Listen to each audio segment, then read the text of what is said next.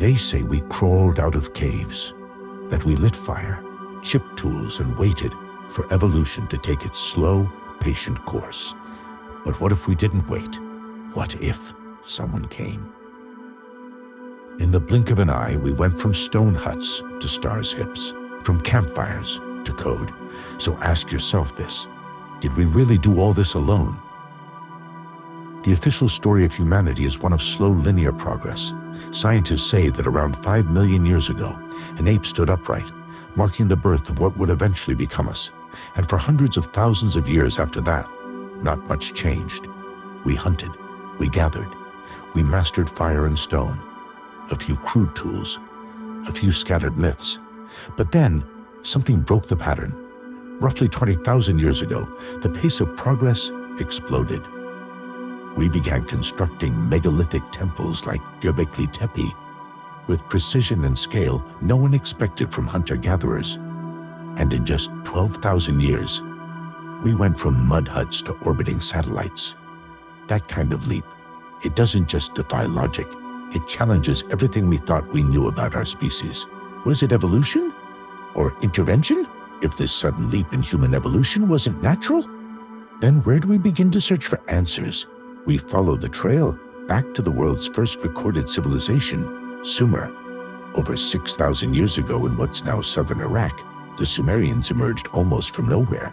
They brought with them writing, law, astronomy, agriculture, and a sophistication that seemed out of place for their time. Their city-states were vast and well-structured, governed by something remarkable.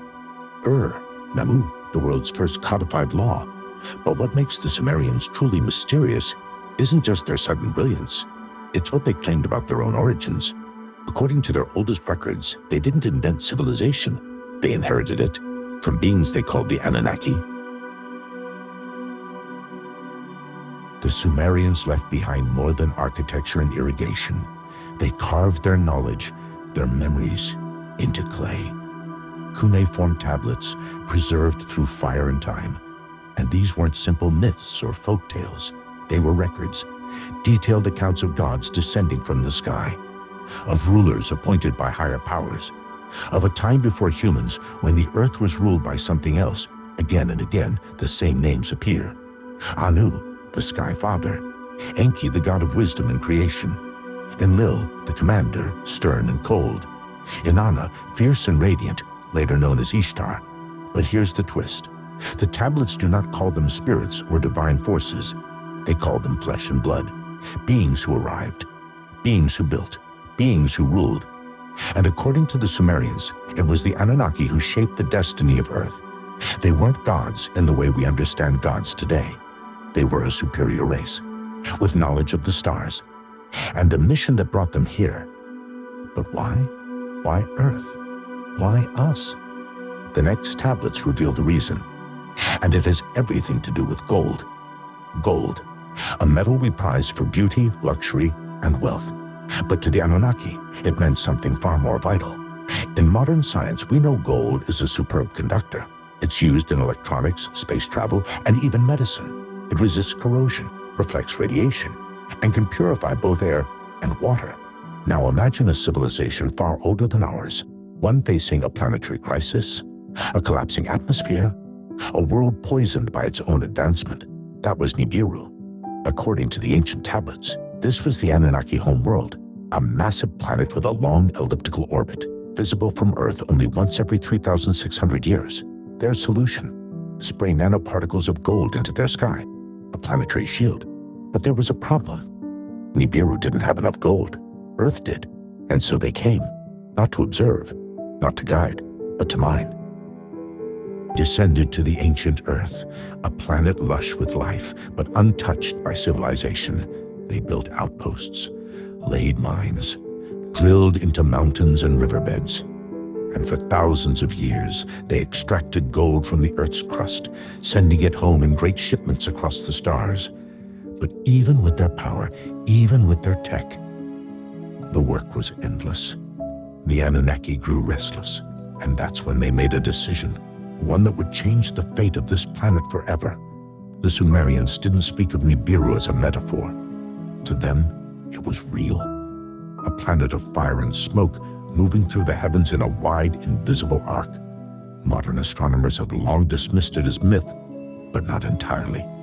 They've observed unexplained gravitational anomalies, strange tugs in the orbits of distant objects beyond Neptune, something massive, unseen, affecting everything around it. They call it Planet 9. Others name it Planet X, the Sumerians. They called it Nibiru. And the Anunnaki? They claimed it as their home. According to the tablets, Nibiru orbits our sun once every 3,600 Earth years. Its appearance in the sky wasn't just cosmic, it was catastrophic. Floods, quakes, storms, civilizations swallowed by chaos. But to the Anunnaki, it was a countdown, a clock. Every time Nibiru returned, they came with it. And thousands of years ago, they arrived again, not as spirits in the clouds, but as beings of flesh, blood, and purpose. They didn't come to rule. They came with a mission to save their own world, using ours. But there was one obstacle. Mining gold was slow, dangerous. Even for the Anunnaki, they needed a better solution, a smarter workforce. And so began the experiment. The Anunnaki had the technology. They had the goal, but not the manpower. Earth's natural species, apes, hominids, were strong but slow, capable but primitive. Then Enkibu, the god of wisdom and science, proposed something bold. "Let us fashion a worker," he said, "in our image, from the clay of this world, not metaphorical clay. DNA." Enki's vision was clear. Create a hybrid species, part Anunnaki, part Earthling. Intelligent enough to follow commands, strong enough for physical labor, but not too independent. The first trials were failures, horrors even, grotesque mutations, beasts with twisted limbs and broken minds. Monsters, perhaps, the echoes of which may live on in the myths of giants, cyclopes, and chimeras. They were destroyed, erased. But Enki persisted, and eventually, a breakthrough came. Using one of their own as a surrogate, they created a being unlike anything before, balanced, stable, capable.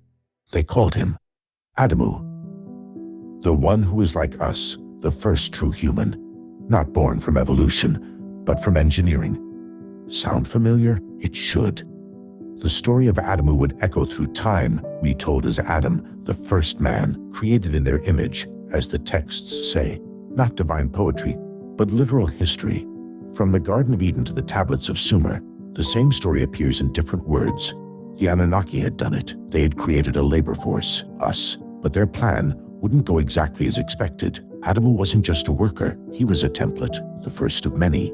Once the Anunnaki saw that their creation could mine, obey, and survive, they scaled it. Dozens, then hundreds of humans were made. Some say they were born naturally, others suggest the Anunnaki used artificial wombs or accelerated genetic cloning. Either way, Earth had changed. A new species now walked its surface. Not quite God, not quite beast. Something in between. And humanity, our humanity, had begun. The Anunnaki taught us enough to serve their purpose. We learned to dig, to carry, to build. But not to ask questions. We were smart, just not too smart. We had language, but not curiosity. We had strength, but not ambition. That balance was key, until it shifted. Enki, our creator, grew fond of his creation. He began to teach humans more than he was supposed to. Shelter, farming, writing, astronomy. The sparks of civilization lit early. And then, something the Anunnaki never expected, emotion. We began to dream, to love, to rebel. Some Anunnaki even took human partners, and children were born with both bloodlines, more advanced, more aware, more dangerous. The control was slipping, and Enlil, Enki's brother, was not pleased. Humanity had become unpredictable, so they decided to reset the balance. With disasters, humanity had grown too much, too fast. The hybrids, once designed to serve, had begun to think for themselves. They built homes, created art, questioned orders, and worst of all, some of the Anunnaki had broken the code. They had loved humans. They had created children who carried the strength and knowledge of the sky beings, but the passion and chaos of mankind. The experiment was unraveling. So Enlil made a decision. We must start over. Plagues were sent, droughts, famine, swarms of insects. But even that didn't stop us, so they turned to the final measure, the flood. The tablets speak of a warning, a chosen man, a boat. His name was Utnapishtim, a figure who predates Noah by millennia. He was instructed to gather animals, seeds, and his family, and wait. Then, Nibiru returned, its gravitational force pulling Earth's oceans into chaos. Tidal waves swallowed cities. Mountains crumbled. The skies turned black. Humanity was nearly wiped away, but not entirely, thanks to Utnapishtim and the few Anunnaki who had defied the order to let us die. They believed in us. They believed we deserved a second chance. The Great Flood wasn't just a Sumerian tale. It wasn't just a biblical myth. It echoed across the entire planet. In ancient India, the god Vishnu warned Manu of a coming deluge. He built a boat, saved the seeds of life. In China, tales speak of catastrophic floods that reshaped the earth. In Polynesia, new escapes rising waters with animals aboard a massive canoe. The Greeks spoke of Deucalion and Pyrrha, survivors of a divine flood sent by Zeus to wipe out mankind. The parallels are undeniable. Gods descend, humans are created, then punished. But a chosen few survive to start again.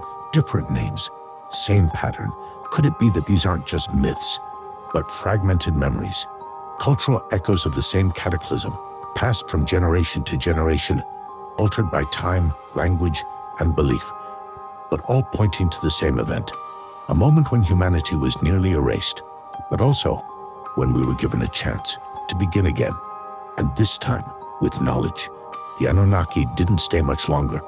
Once the Earth stabilized and the gold mission was fulfilled, they began preparations to leave, but before they vanished, they left behind more than ruins.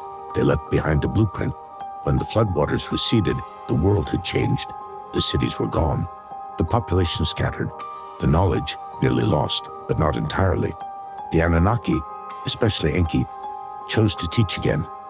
Not just survival, but culture. They shared mathematics, geometry, agriculture, star maps, even systems of law and trade. These foundations would spark the rebirth of civilization in Sumer, Egypt, Mesoamerica, and beyond. But the greatest legacy, it wasn't written on tablets. It wasn't carved into stone. It was written in us. Modern genetics has found anomalies in the human genome, markers that some believe could be engineered. Why did humans suddenly develop such large brains compared to other primates? Why are we the only species on Earth with self-awareness, language, and abstract thought at this level? Why are we so poorly adapted to this planet? Sunburn, prone skin, back problems, slow childbirth. Could it be we weren't meant for this world? Authors like Dr. Ellis Silver have argued that we might be a transplanted species created or modified for a purpose. And when you trace our myths, legends, and genetics, one answer returns again and again: the Anunnaki. But if they left, did they truly disappear? Or are they still watching? According to ancient Sumerian calculations, Nibiru's orbit brings it near Earth roughly once every 3,600 years. If true, the last appearance may have occurred during the time of the Great Flood, which means its next return could be approaching. Some predict the year 2900, others suggest sooner, pointing to strange planetary shifts, solar flares, and the growing anomalies in our skies. NASA has acknowledged the mathematical possibility of a hidden planet, a massive body influencing our solar system, yet still unseen. Is it Nibiru? And if it is, will the Anunnaki come with it? Have they been here all along, watching from afar, or walking among us? Are they the silent architects of our evolution and our destiny? And if they return, will they come as gods again, or something else? A reckoning, a reunion, a restart? Tell us what you believe. Is humanity the result of chance or design?